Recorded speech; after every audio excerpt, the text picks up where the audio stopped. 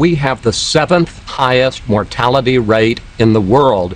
Our mortality rate is higher than Brazil, it's higher than Russia, and the European Union has us on a travel ban. Yeah, I think what we'll do, well, we have them on a travel ban too, Chris. I closed them off.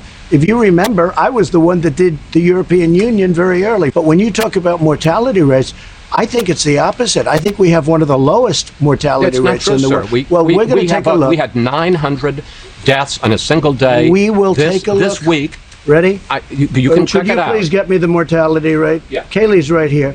I heard we had one of the lowest, maybe the lowest mortality rate anywhere in the world. Do you have the numbers, please? Because I heard we had the best mortality rate.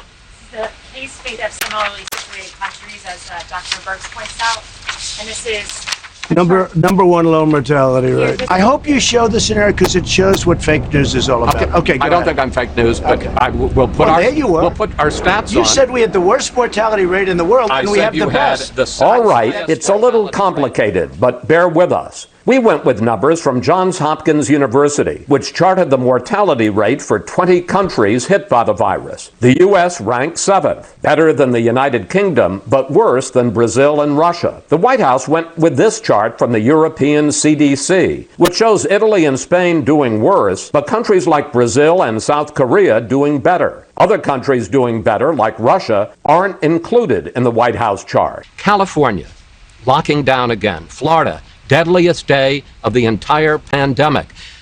Hospitals at capacity in a number of places around the country. Shortages of testing, shortages of personal protective equipment for nurses and doctors.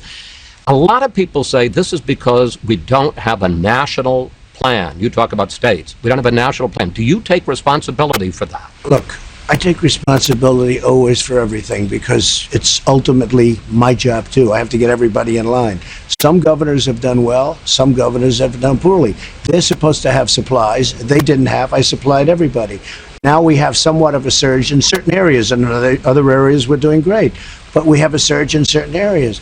But you don't hear people complaining about ventilators. We've got all the ventilators we can use. We're supplying them to other countries. We go out into parking lots and everything. Everybody gets a test. We find if we did half the testing, with all of that being said, I'm glad we did it. This is the right way to do it. I'm glad we did what we're doing. But we have more tests by far than any country in the world. But, sir, testing is up 37%.